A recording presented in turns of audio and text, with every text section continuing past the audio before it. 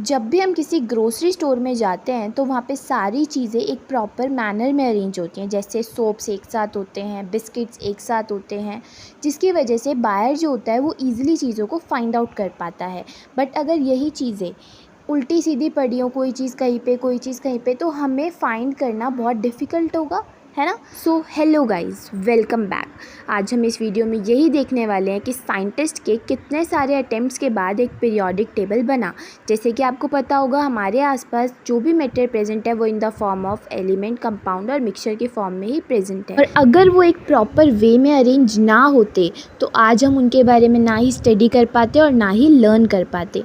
तो साइंटिस्ट ने बहुत सारे अटेम्प्ट्स किए थे, जिसकी वजह से आज एक मॉडर्न पीरियोडिक टेबल हमारे सामने है। तो अराउंड द ईयर 1800 सिर्फ 30 एलिमेंट्स ही हमारे नोन में थे, but at present there are 118 elements are known to us, जिसमें से 94 एलिमेंट्स ऐसे हैं जो नेचुरली अकरेंगे और बाकी बाद में डिस्कवर किए गए हैं। तो साइंटिस्ट गैदर होने लगे और बहुत ज़्यादा इन्फॉर्मेशन शेयर करने लगे कि हम किस तरीके से एलिमेंट्स को अरेंज कर सकते हैं, जिसकी वजह से हम लार्ज नंबर ऑफ़ एलिमेंट्स को आसानी से उनके बारे में स्टडी कर पाएँ। सो इन द ईयर 1817 जोहन वॉल्फिंग डोबर्नियर, जो कि एक जर्मन केमिस्ट थे, सबसे पहले इन्होंने ट्राई किया जो सिमिलर प्रॉपर्टीज़ के एलिमेंट्स थे उनको ग्रुप में अरेंज करने की। इन्होंने आइडेंटिफाई किया कि इन्होंने कुछ ग्रुप्स आइडेंटिफाई किए जिनके अंदर इन्होंने 3 एलिमेंट्स रखे। तो 3 एलिमेंट्स का ग्रुप बनाया, इसलिए बोला इसको ट्रेड्स।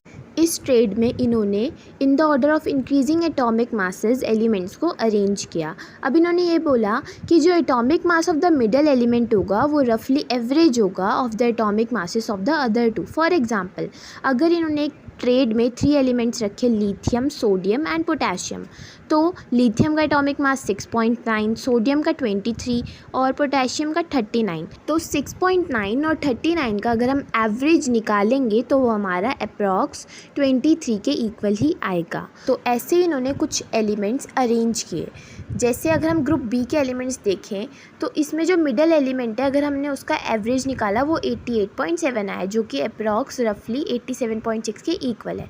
ऐसे ग्रुप सी के एलिमेंट्स में देखें, अगर हम क्लोरीन और आयोडीन का एवरेज निकाले तो वो अप्रॉक्स 79.9 के इक्वल आ रहा था। इससे ही हमने ग्रुप ए के एलिमेंट्स का अगर एवरेज निकाला तो इनमें तो बहुत ज़्यादा डिफरेंस आ रहा था। यहाँ पे जो डोबर्नियर की थ्योरी थी वो फेल हो गई, क्योंकि ये कुछ ही ग्रुप ऑफ एलिमेंट्स पे फॉलो हो रही थी। सो आई होप आपको डोबर्नियर ट्रेड समझ आया होगा। अब आगे हम नेक्स्ट वीडियो में देखेंगे कि और कौन कौन से साइंटिस्टों ने ट्राई किया और कैसे हमारा मॉडर्न पीरियोडिक टेबल बना।